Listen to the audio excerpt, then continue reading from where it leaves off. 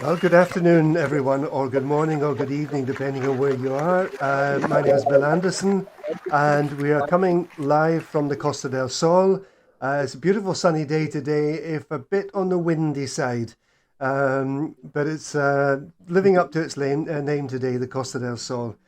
I have a new guest on today who is Jeremy Ferguson. Uh, Welcome, Jeremy. Thank you, Bill. How are you? I am well, thank you. Jeremy, uh, we're going to talk about your work, but let's talk a little bit about you first of all. So, where are you from originally, Jeremy? UK, Bristol boy. So Bristol. yes, Gert Bristol like if you want to say it properly. So you haven't lost it then, Jeremy. I've never really had a Bristolian accent, so some might say I'm lucky. Right. And what brought you down to the Costa del Sol? A business opportunity actually in the late 90s. I was working with some clients in Israel, Hmm. and they wanted me to get their advisors, legal advisors, to look at everything we were looking at. The client was looking to move to Spain, Right. so I flew down here to see the client's advisors, and I saw and talked to a lot of people, and just realised there was a huge gathering of British expats down here. Mm. And I saw an opportunity for a product in the marketplace for them from an investment and like tax perspective, and that was the beginning, really. Right. So you've always worked within the sort of field of financial services, then, Jeremy. Yeah, from the day I left school. Yes, Right. yeah. So for those of them that I trained as an actuary originally with a company called Eagle Star. Okay. So that's like the technical bit behind insurance companies. Right. And then I've been working overseas since 1994. So dealing with expatriates. I based myself in Mauritius for a number of years Hmm. and worked in Africa and India and Sri Lanka and all of the lovely places out there. And Yeah. then moved here effectively by with the business, and then eventually Right. moved with the family in the early 2000s. Hmm. So, how does the Costa del Sol compare to living in very exotic sounding places like Mauritius?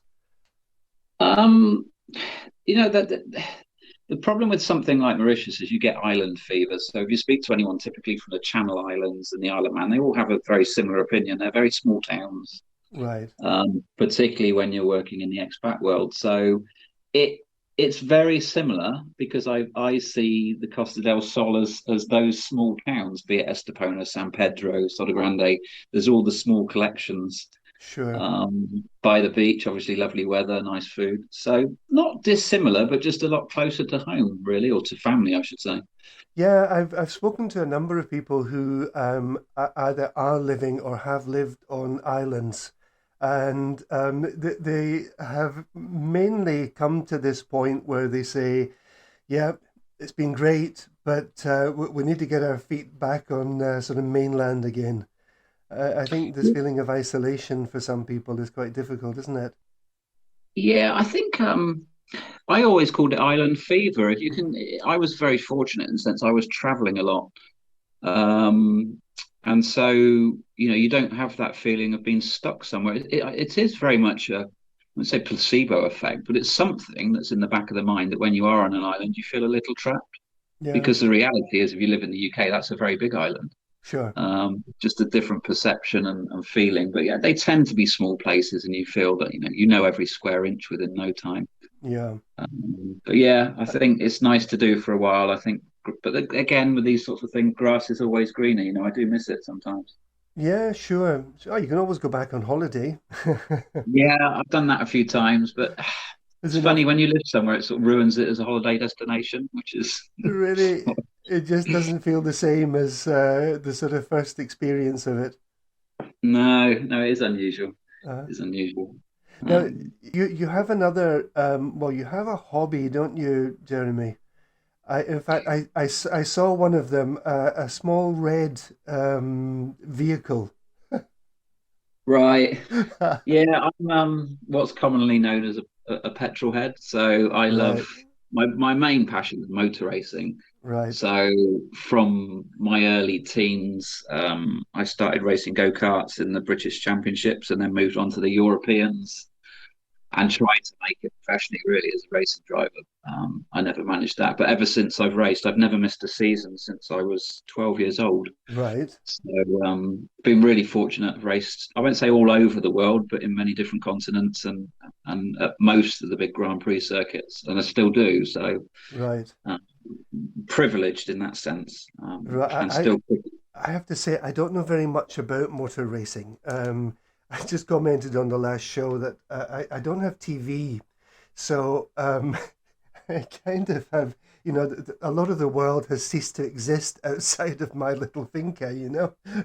Probably not a bad thing, to be honest, Bill, in some sense. But no, I mean, it's if someone's into motor racing, they know it. It's very much a if you're into it, you understand things. For me, quite often people have absolutely no idea what I'm talking about if I say what I race. So Right. normally I grab my phone and out my pocket and show them a picture of the car, and then they just say "oh" and swiftly move on. Right. So I'm sure we have a lot of listeners, though, who do know a little bit about it. So tell us what kind of Well, car you so race.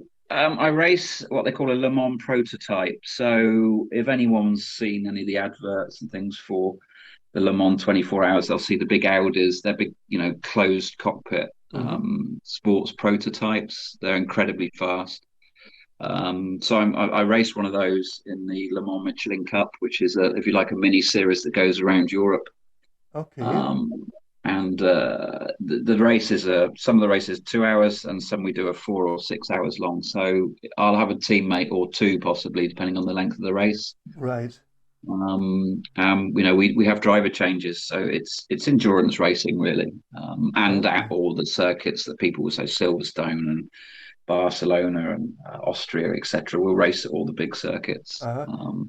And The have cars you have are, have you done fast at much? 180 miles an hour top speed. Okay. Um, yeah, so Have you done much just racing over this last year? What's been happening no, on the I've circuit? not been in a car yet this year. In 2 weeks' time, I go to Monza in Italy for my first race. Okay. The championship's been happening, but the problem we've had is all of the mechanics and staff that need to effectively run the car are UK based, as is the team. So, it's not a question of really going to the race. It's a question of them all having to self isolate when they get back, and it's not really possible Right. because the team also run other cars in British based championships. So it's just been a disaster from that point of view. So, Yeah.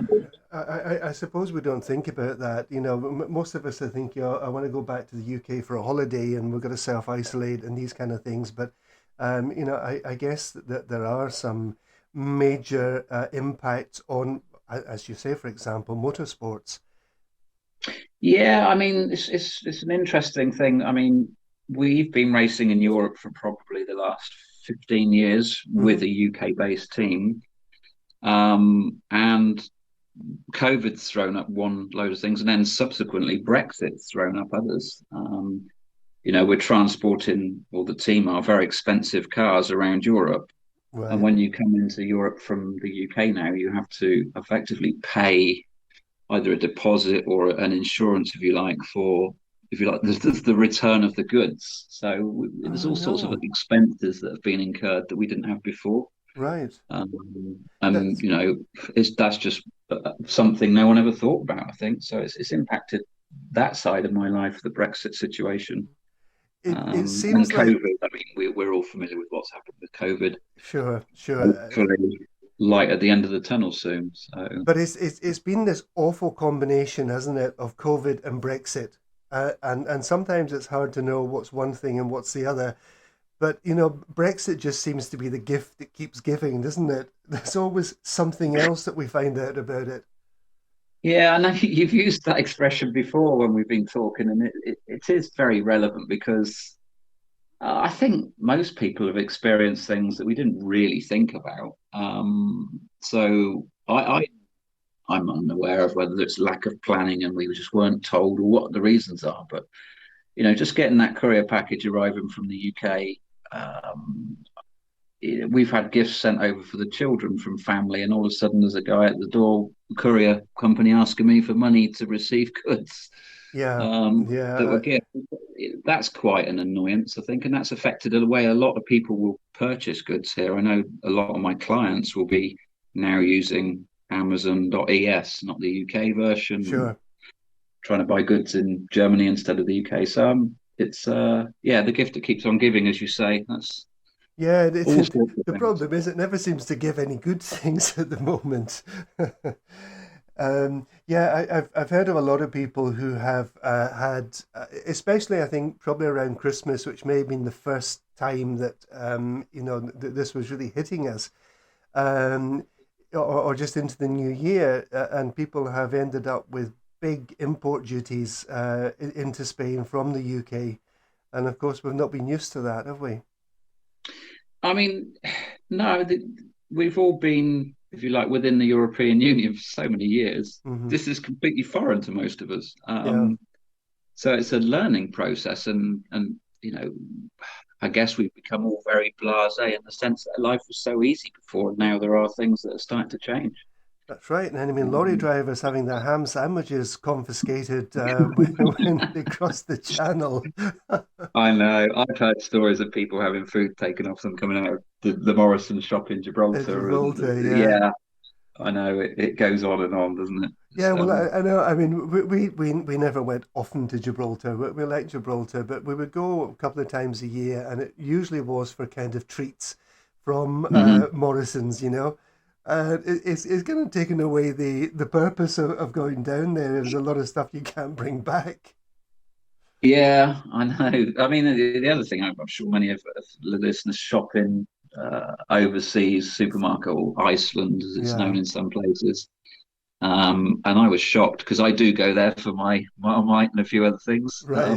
in true British style. But I was shocked at the bareness of the shelves post Christmas, really, for a period of time. And I noticed a lot of the goods on the shelves have changed as well to Irish product. And Yeah, I um, was talking to the manager at Iceland a few months back. It must have been not long after the start of the year, and he was saying, well, we're kind of hoping this will be sorted out, but they were really struggling, and as you say, they were starting to change over to Irish bacon, for example, and Irish cheeses and the things that are now more difficult to bring in or impossible to yeah, bring in from the UK. Yeah. yeah. Uh, I don't know. I can't think of what else will be implicated or what will happen going forward. But I'm sure there's lots of other things we haven't even thought of that will come to light. yeah, indeed. So, Jeremy, just without going into too much detail yet, because we're going to talk about this later on, just tell us exactly what it is you do for a living down here. I've specialized. So earlier on, I was saying that I came over and saw an opportunity. What happened is when I came over, I had an insurance consultancy firm that had a contract with a big Irish-based insurance company. And we commissioned the University of Madrid to do market research on the expat community of the Costa del Sol. Right. And what we found is that a lot of people, from a financial perspective, were under the radar from a tax declaration and their assets and bank accounts, etc., because there was quite a lack of product for them that was in their home language, if you like, Right. from companies they would be familiar and feel safe with, that worked for them here in Spain. Mm, So I went off and we designed basically a contract that enabled them to invest funds through an Irish insurance company, but be very tax beneficial and declared, etc., here in Spain. So that's really what I started doing, and then as a result of which, it meant that those products were very successful over the 20 years almost, mm-hmm. and that's what I do. So I used to do that as a if you like a consultancy company, consulting for insurance firms. I basically sold that business a few years ago because I wanted to spend less time traveling around Spain and be more time based here. Right. And now I basically turn that into a business where I look after individuals financially, effectively. So that's it, really. There's no rocket science involved. It's just making sure that when people have become resident here, they do things properly, and we offer them products that are beneficial from a tax perspective, and obviously trying to eke some performance out of them if they're investment based. Yeah, and we will talk later about Mhm. how quite a bit of your work has been kind of naturally turned around because of Brexit and people trying to finally get themselves sorted out, and the kind of other problems that you're having to help them deal with because of Brexit. But it has had quite a big impact, hasn't it? Yeah, I mean, it's actually been a positive impact from my work perspective in the sense that I've got more people coming to me. Things have become more complicated, but yeah, I mean, it's had a huge impact Yeah, for people that want to move here. So the planning now is quite not complicated, but there's a lot more to do hmm, if you want to, sell your house in the UK and move and realize your dream of retiring in the Costa del Sol. So, yeah, it really is something that needs careful planning. Really, before I can get too involved, we need to get them here and get them sure. here properly.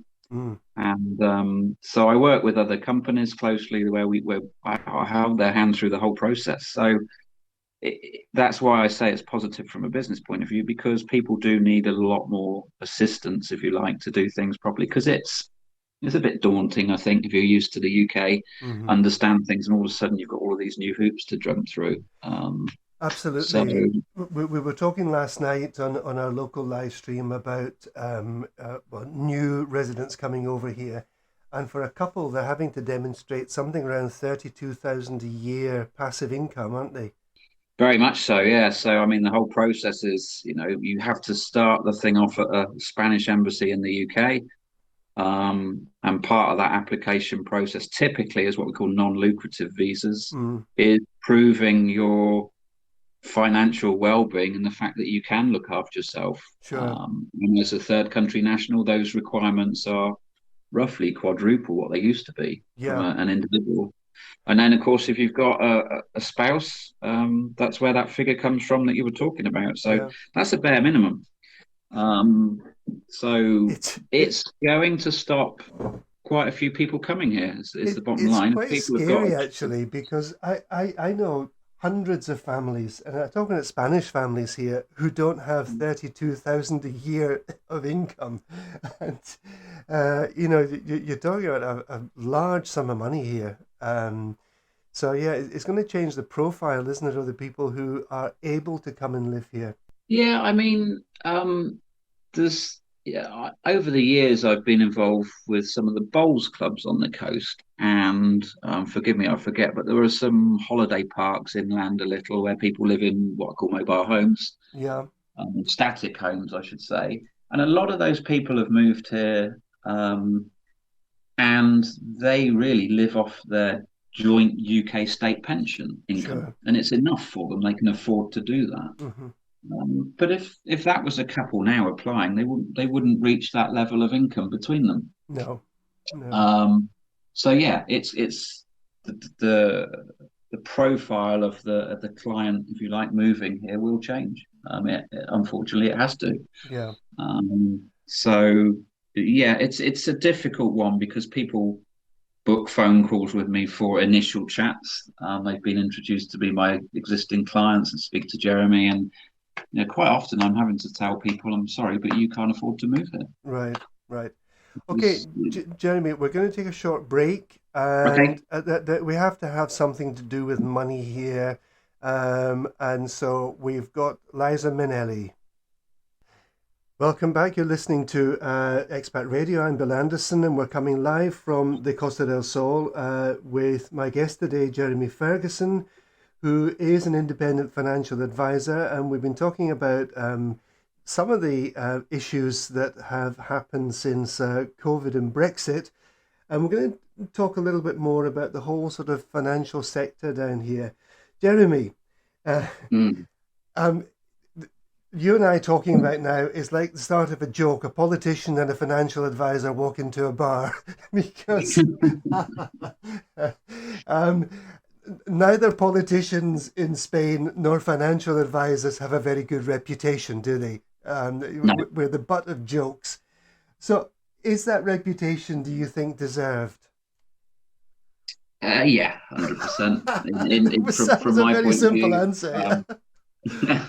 it's I think what I've seen over the last 20 years here. The thing is, people always remember the bad news, so it's a reputation that's occurred because lots of bad things have happened here, as they do all over the world and in every city and in every country. There's similar things. I think here it's just there are more people up to, if you like, as I had an expression yesterday, colourful businesses. Yes. But is that because there is less regulation of financial services here, or just because there are more opportunities? You know, there's always been regulation here of the financial services because, the Spanish have their own regulatory systems, but the difference is people tend to get away with operating outside of that here, Right, and come and go. So, these people do come, they do and offer products that are completely unsuitable and unregulated and then disappear. right, Um, okay. I've seen so many over the years, it's unreal. Yeah, I know people who I'm not saying they were scammed particularly. It may have just been bad advice, but who have lost their entire pensions, for example, Yeah, because they were yeah. persuaded. A lot of, I mean, we talked about this recently. Again, it's unfortunately people are easily sold to, and there's some good, I won't say conmen would be a good word, but people that have been doing this and not Hmm. doing it properly. Right. What are the kind of things that people need to watch out for? Well, we're talking about the Costa del Sol, but as you say, Jeremy, this could easily apply to people in whatever part of the world they're actually living. What are the kind of things that people should be watching out for? I mean, everyone harps on about, oh, the regulation, etc., but that only applies if someone is regulated by that regulatory body.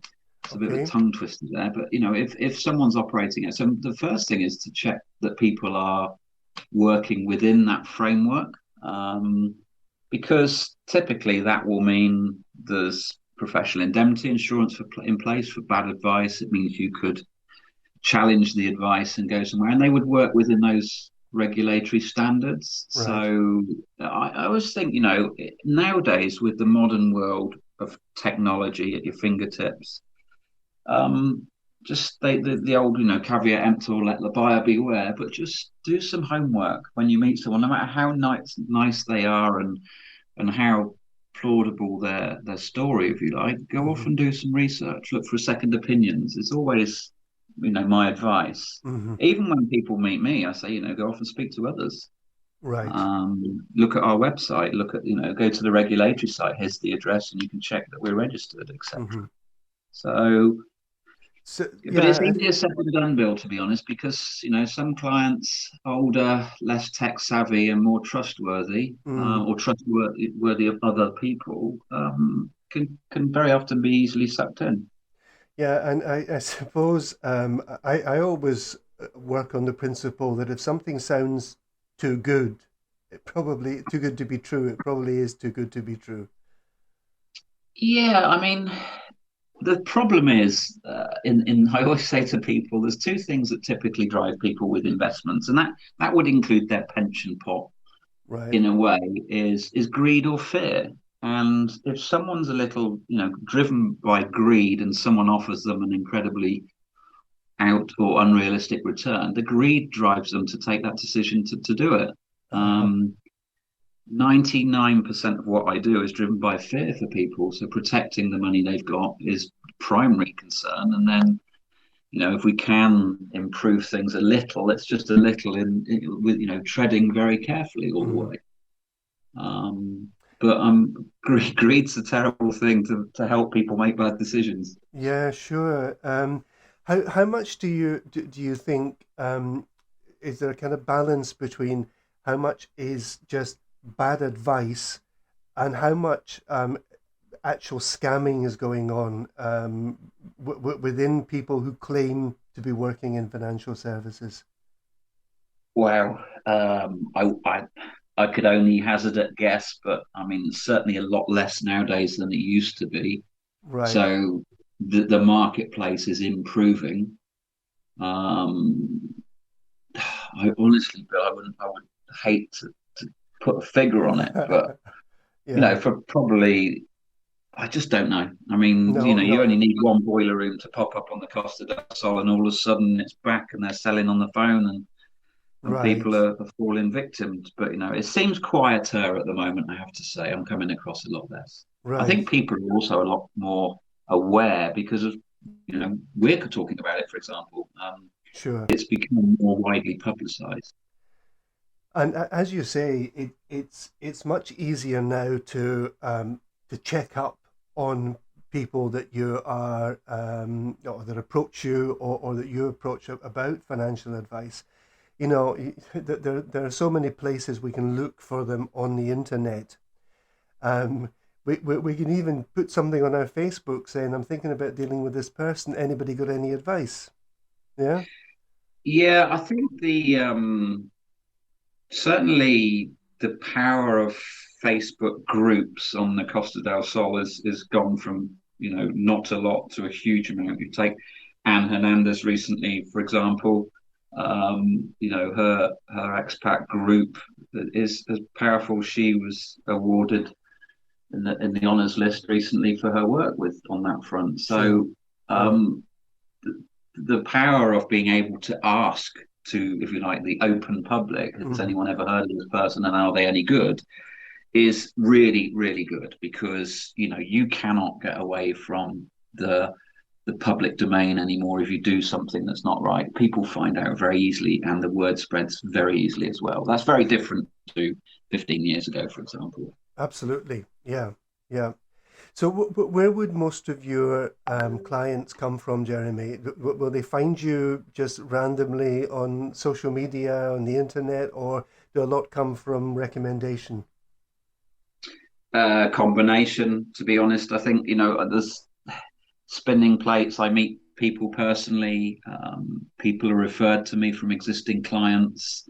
People follow my Facebook and get in touch. And then I do get an awful lot now from people posting on forums saying, I need some advice. Can anyone recommend? And people see if I pop up more than someone else, they typically then contact me. And so Hmm. it's a combination of things. It's just, and the longer I'm doing this and the longer I'm around, the easier it gets in that sense. Yeah, yeah. I was talking to a mutual acquaintance that we have recently who uh, basically helps people to recoup money from either badly sold products, or sometimes it's just that they've been hoodwinked. Yeah. Um, and I think the whole commissions thing is something that I think still catches a lot of people out, isn't it? I mean, obviously, a financial advisor needs to earn money. I mean, you're not doing it out of the goodness of your heart, but when some people are charging a fee to set things up, and like 95% of that is going in commission, and that lack of transparency is quite concerning as well, isn't it? Yeah, I mean you've got to trust the advisor and ask him for what's going on, and the advisor has to talk to the client about the charges down to the, for me, I used to say, down to the very last cent. And those fees have to be reasonable, but more importantly, the client has to be aware of them and accept them. And there's no point buying a product where the fees outweigh the benefits. It shouldn't work like that. No, So, no. but yeah, I mean, the products that are, the problem we've had over the years is that there are people there distributing product who are completely driven by the commission. The client really isn't of concern to them. It's just a question of selling. And the products that have been put together and offered to these people encourage it. Right. And that's been the big area. That was the big area with pension transfers and people losing their money because, behind the scenes, these funds really weren't doing what they said they were doing, and monies were being taken from the investments by the directors and the shareholder, all sorts of things going on. So, my view with all of that is if something's properly regulated in a country, so if you're investing in anything and it's regulated by the authorities in Spain, for example, they've stopped those sorts of things occurring by the fact that it got regulated, if that makes sense. So the alarm bell should always be anything that's in a weird and wonderful country. Let's take Mauritius as an example, an offshore centre. Pretty much is don't go near it. Really? Yeah, Mm, they tend to be, able to do things that if you like, the more developed places can't. It's less so, and it's becoming greater and greater, or harder and harder for companies to operate out of these places without them being very well regulated as well. So, but yeah, I mean, if you mentioned earlier on, if these things are too good to be true, that's enough of a warning sign normally. yeah, I mean, when you've got a situation where, well, you don't earn money from a bank anymore, you actually end up paying them to have your money there.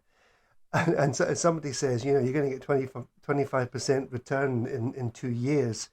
It's like, what's the risk associated with this? Because, making money at the moment is really not that easy, is it? Not at all. I mean, anything like that, I always say, if something was really that good and really that safe, I don't think it would be out in the public domain. It would be swallowed up by all the big banks who would Right. then package it up and sell it on again, if that makes sense. So Mm, anything like that, it's quite obvious, really, that it's not right. But again, I'm coming back to the incredibly strong emotion of greed. mm, People will not want to think it's not real. They will want to think it is real. So there's a natural animal instinct that you fight against, which is why these people can do what they do. right. That emotion enables people to sell to that emotion. Mm, yeah, yeah. And yeah, I think right at the moment, I would think that protecting the value of your money is as important as actually making extra money on it, isn't it? Yeah, I mean, I use a simple analogy when I'm talking to clients is if they've retired, they can't afford to make up a loss if there's a mistake because there's no income coming in. Mm, So they've got a pot gold. I describe it as the honey pot, and we mustn't drop it. right, And if there are any cracks in it, and I always describe tax leakage as a crack, if we can patch those up and it leaks less slowly, your money theoretically will last longer. So yeah, I think for the average client I deal with who is retired or semi-retired, asset protection is number one, right. and trying to eke a bit more out of it is number two. Hmm. Always in that order. Okay, listen, we're going to take a break in just a moment. I'm going to come back and talk a little bit more detail about what's been happening over these last months with you, Jeremy. But yesterday, at our Business First networking meeting, we were introduced to the newest member of the Ferguson family. Yes, yeah, you And were, yeah, I'm impressed that at how old, 5 months, yeah. you're already bringing him to business networking breakfasts. You're really getting him onto the right kind of tread there, aren't you, for the future? But, yeah, there was more to that. So he came to some meetings with me yesterday because we've got Michelle, my wife, works with me, and we've had some new clients recently that have come on board, and I was going to see them to deliver some documentation, and Mrs. Client begged that Michelle came with me with William because she loves Yeah, babies. So right. yeah, the reason he was at the meeting was twofold. Really, we were on our way to other meetings up the coast. Yeah. So yeah, I'm Well, not working him. That's why I'm saying that he's not actually on the payroll yet. well, listen, I would like to dedicate this next song and hopefully his first radio dedication to William James Ferguson. That's a good, strong name. It And is. Thank this you. is a beautiful song by Louis Armstrong. You are listening to Expat Radio. I'm Bill Anderson, and we're coming live from the Costa del Sol with my guest today, Jeremy Ferguson, who is a financial advisor. And we've been talking about some of the challenges that face people within this world here on the Costas and indeed around the world. Jeremy, we've said that there has been a certain shift of focus, at least of some of your work, because of Brexit. Would you like to sort of tell us a little bit more about that? Yeah, I mean, Before, I think people, when they talk to me, just we concentrated on their investments and pension, and coupled with some tax planning. Hmm. And what's happened now is people are coming to me much more for not a holistic approach, but much more detailed. They're saying, how do we move here? What do we need to do? The whole TIE application process Mm. has created, a completely different world with regards the formalities and the procedures we go through. So that's the starting point now. Whereas before it was something that people were here and they were resident and they would come to me. Whereas now people are coming to me saying we've become, officially resident. We've got our TIE cards, and we've not been here much before. We're now here full time, and we've got to file tax returns. Can you help me? And so I've created a little world of people around me where effectively I know the good ones from the bad ones, and I can point them in the right direction, and that's involved a lot of hand holding as well. So Right. before speaking to you, my appointment this morning was taking a prospective client who we've organised, if you like, moving here Right. to an accountancy practice, a big law firm, to talk about the legalities and their personal situation. They own businesses in the UK, and we need to make sure that everything's done properly. So, but I was there holding their hand, explaining things in layman's terms, because accountancy terms and legal terms, if you like, to a foreigner, i.e., an English person moving here or a Hmm. British person, Sure. um, I've got very used to being able to explain it in terms that they understand. Sure. And they feel that I'm with them to protect them from an advice perspective and make sure the advice is good for them. Right. So that's a big difference. And then I think people have just they I've done all sorts of things. I've been to garages to negotiate prices on cars for clients because I know the garage salesman has seen a geary that maybe isn't quite as switched on as they could be to real prices in Spain, and Right. so those things have just evolved as part of what I do, really. But it's in a strange way. If it's financial, it's financial, isn't it? If you're buying a car, Sure. um, and I can assist someone in getting a better deal, Hmm. that to me makes sense. It's part of what I do. Hmm. Have you had many problems of people, and you mentioned sort of in passing earlier about this idea of living under the radar, people who have been here for perhaps many years and finally decided they need to um, get things sorted out and get themselves registered here and get themselves registered with the tax department. Has this been something that's come up often? A lot, yeah, an awful lot. People. It's a difficult one because there's an element of lack of sympathy. It's, if you've been here the last 10 years, what on earth have you been thinking? Sure. Uh, but the problem you've got is people socialize in small groups, and if everyone else in that social community that they're in is doing something similar, they all think it's all right. Yeah. So yeah, I think, we all know people that I'm sure people are. I'd love to find a different expression, but I think there'll be people that will be thrown out because they can't comply. They haven't got enough income to Hmm. comply with the requirements we talked about earlier, and they clearly, have missed the opportunity to not want to say legalize, but to put their affairs in order. Um, Yeah, well, the thing is, a lot of these people, and I don't know what the number is, but I certainly know that I've spoken to some of these people, and others have talked about different people in this situation who have taken great pleasure in the idea that nobody knows they're here. They're not registered with anything, that they don't even have an electricity bill in their name, that they're not registered at the town hall, they haven't been registered with the tax department, they've been working in the black, and even demonstrating that they were here legally before the end of last year is not an easy thing for them, is it? no, and the irony of some of this is that I come across people, as everyone will, in that situation, and yet look at their Facebook account and they're bragging every weekend about what beach bar they're in and how beautiful life in Spain is. Yeah. So you haven't got to be a genius to work out that if anyone in different departments wants to look at someone's life, the social media gives it all away, Right. typically. So yeah, I mean, what can we say about that? Really, it's because there are no extenuating circumstances. Really, it's just people's, I think, chosen ignorance to bury their head in the sand and think it's not real. Hmm. And I think a lot of it's fueled by the sun and alcohol. I would probably have to agree with that, actually. Yes.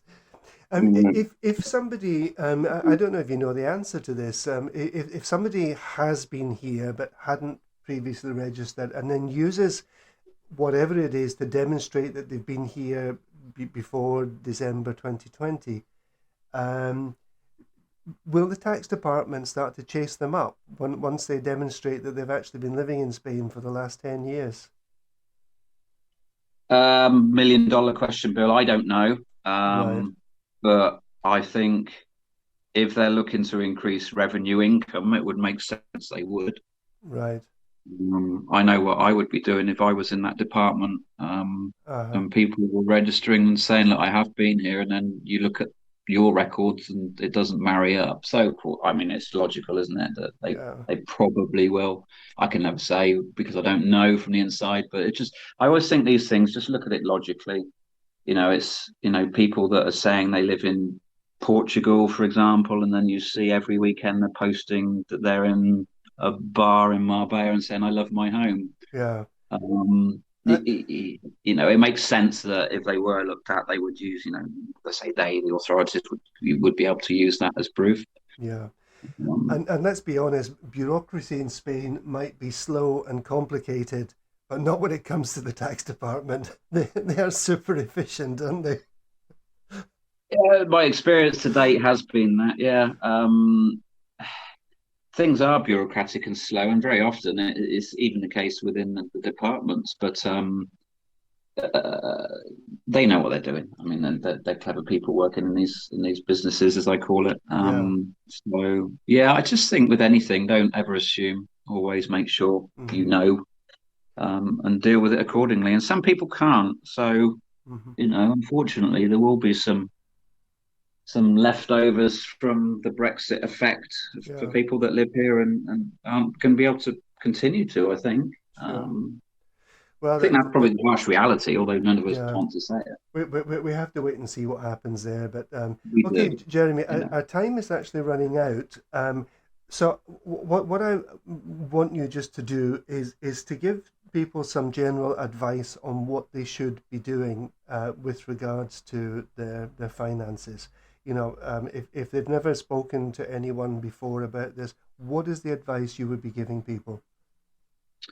Um, Really old-fashioned adage, but just make sure things are where they are. So, in a very simple terms, if you're a husband and wife and one of you runs the finances and bank accounts and investments, make sure that there's a folder somewhere with details of pin code or some not pin codes necessarily, but how what happens in your demise for your surviving partner. Can they get their hands on things easily? Right, So housekeeping's my biggest thing. Make sure your will's in place. The actual looking at the investments and where they are and what they can do is towards the end of the checklist. The first thing is making sure that everything's in some place where it is and it can be dealt with easily. right. So that would be, if you like, the primary focus. When I first meet someone, is making sure we can finally make sure we've got everything that they've got in one place, Right. from an information perspective, And if it's and a then starting if to it's a make couple sure that that. both of them know where things are, yeah, Yeah, I mean, I recommend that people put together a folder with everything in, even things like, Facebook passwords. So, if you lose your partner, that you can close that account down so people aren't blissfully put in awkward situations. And right, once you've got all of that together in one place, sit with your partner and discuss it. And it doesn't cost a lot to create a file of that and ask your lawyer to look after it. right, So, because people post bereavement are quite often in a very difficult place, and if they can just go to someone and it's all at hand. It makes life so much easier. So that would be, I think I'm probably going over things again, but housekeeping, that's my Yeah, primary thing. Let's make sure. And very often everything's good and it's just, tidied up a little and the investments are suitable and there's nothing more for me to do. But sometimes when I'm doing that, I find all sorts of, people have got investments that are UK tax efficient but don't work very well here. So we need to look at those. right. So yeah, it's a general overview, and hand holding as well, explaining things to people in terms that they can understand, because Hmm. it's an industry of smoke and mirrors, and how do you actually know what you're paying for something if it's in worded in such a way in the policy conditions you don't really understand it. Right. So yeah, and that would be it, to be honest, Bill. And then once we have a working relationship, it's making sure that I'm there for them when they need me, and regularly as well. So I see most of my clients every 6 months and sit down and go through everything they already know that's in place, but just to remind them and refresh them and make sure it's moving with the times, because things do change. Sure. Okay.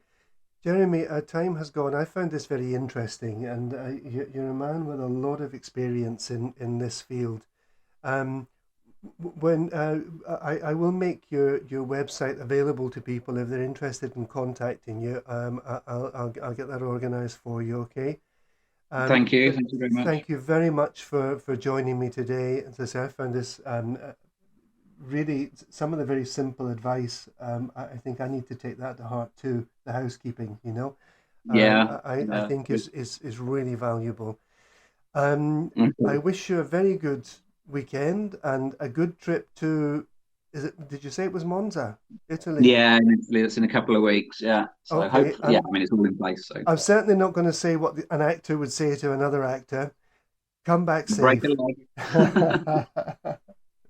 Thank you, I've Jeremy, done that and before. Don't worry about that.